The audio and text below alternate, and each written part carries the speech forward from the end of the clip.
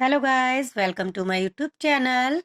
Today I am going to explain you English chapter Fair Play. आज हम fair play chapter की exercise को explain करेंगे. Okay, तो exercise B. Who says this to whom and why? किसने किससे कहा और क्यों? नंबर 1 देखिए. My wife knows best how to run the house. यानी कि जो मेरी पत्नी है घर को बहुत अच्छे से चलाना जानती है. तो ये बात किसने किससे कही? तो answer is Jumman Shaikh says this to old aunty. यानी कि जुम्मन शेख ने ये बात ओल्ड आंटी से कही. इस चैप्टर में 3 मेन कैरेक्टर हैं, Jumman Shaikh, Algu Chaudhary and old aunty. ये पूरी स्टोरी इन्हीं के ऊपर है.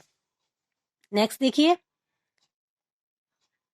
But is it right my son to keep mum and not say that you consider just and fair?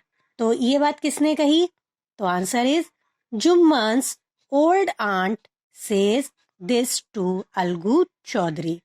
तो जो जुम्मन शेख की बूढ़ी चाची जी थी, आंटी थी, उन्होंने ये बात अलगू चौधरी से कही. What have you to say in your defense? तुम अपने डिफेंस में या अपने बचाव में कुछ कहना चाहते हो. तो ये बात किसने कही? तो answer is Algu Chaudhary as head panch says this to Jumman. तो अलगू चौधरी ने ये बात जुम्मन से कही जब वो पंच बनाया गया. नेक्स्ट देखिए. I can't pay you a penny for the purchased best you sold me.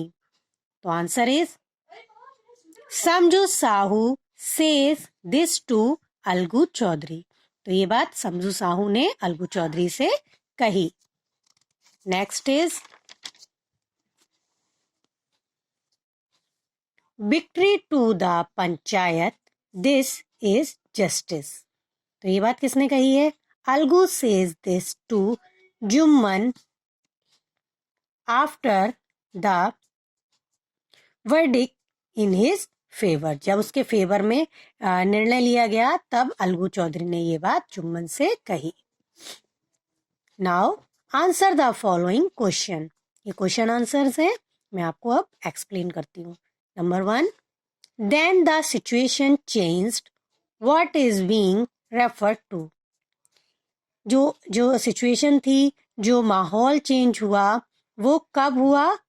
तो देखिए answer is Jumman promise to support his old aunt as long as she lived, so she transferred her property to her. But after a couple of year he and his wife forgot the promise and began to harass her. It means देखिए जुम्मन शेख ने promise किया था कि जब तक जो उसकी बूढ़ी चाची जी हैं वो जिंदा रहेंगी वो तब तक उनकी केयर करेगा, सपोर्ट करेगा. बट तभी जो उन्होंने बूढ़ी चाची ने सारी अपनी जितनी भी प्रॉपर्टी वो जुम्मन शेख के नेम कर दी. लेकिन कुछ समय बाद यानी कि अ कपल ऑफ ईयर यानी कि कुछ सालों बाद उसकी और उसकी पत्नी ने अपना प्रॉमिस को भुला दिया और उनके साथ गलत व्यवहार करने लगे. ठीक है. Next, when Jumman's aunt realised that she was not welcome in his home what arrangement did she suggest. यानी कि जब उनके साथ बहुत ज्यादा बुरा बर्ताव होने लगा तो उन्होंने सोचा कि मेरा सही तरीके से इस घर में वेलकम नहीं हो रहा है, तो उन्होंने क्या सजेस्ट किया? तो answer is she suggest a way out. She demanded a monthly allowances so that she might set up a separate kitchen. तब उन्होंने ये बात अपने आप को सजेस्ट कर ली, सब बता दी कि देखिए कि इस तरीके से मेरा काम नहीं चल पाएगा, तो आप मुझे जो मंथली मेरा खर्चा पानी है वो मुझे दे दीजिए और मैं अपनी सेपरेट किचन यानी कि क्या सेपरेट किचन कर लूंगी और खाना वगैरह अपना अलग बना लूंगी। नेक्स्ट देखिए third, what was the blazers reaction when the aunt explained her case to them. यानी कि गांव वालों का क्या रिएक्शन था जब उन्होंने अपनी परेशानी उन लोगों को बताई। तो answer is the old aunt went to every house in the village to seek supports.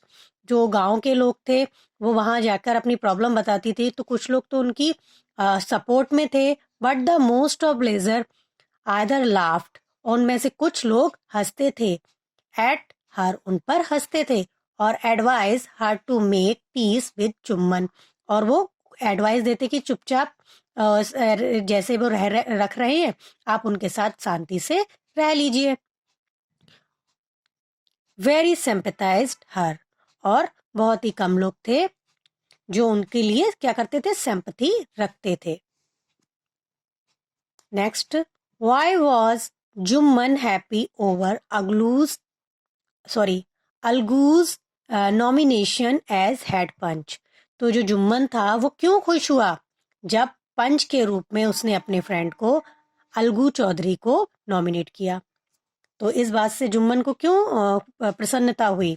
तो answer is the reason for his happiness was that he was sure to get the decision in his favour from his best friend Algu. तो देखिए, जब आप दो friend हैं और एक friend head बन गया है, पंच बन गया है, और दूसरे ने कोई गलती करी है, तो वो क्या सोचेगा, जो मेरा फ्रेंड है वो मेरे ही पक्ष में फेवर लेगा। तो जुम्मन ने भी यही बात सोची थी कि देखिए क्या कारण था। वो इसलिए खुश था कि उसे लगता था कि जो मेरा बेस्ट फ्रेंड है अलगू, वो मेरा ही फेवर लेगा, यानी कि जो भी डिसीजन लेगा वो मेरे फेवर में ही होगा। वो इस बात से बहुत खुश था। Next, God lives in the heart of the punch, the aunt said, what did she means। जो आंटी ने कहा था कि पंच जो है भगवान, भगवान रहते हैं पंच के हृदय में, तो ऐसा आंटी ने क्यों कहा गया, इसका क्या मतलब था। तो answer is she mean that a panch has no friend nor enemy. उनका मतलब था कि पंच का ना तो कोई दोस्त होता है ना ही कोई दुश्मन होता है। He uploaded firmly what is fair, just and true। वो सिर्फ ये देखता है कि क्या बात सही है, उचित है और सच है। इस बात को देखते ही वो न्याय करता है। The voice of panch is the voice of God.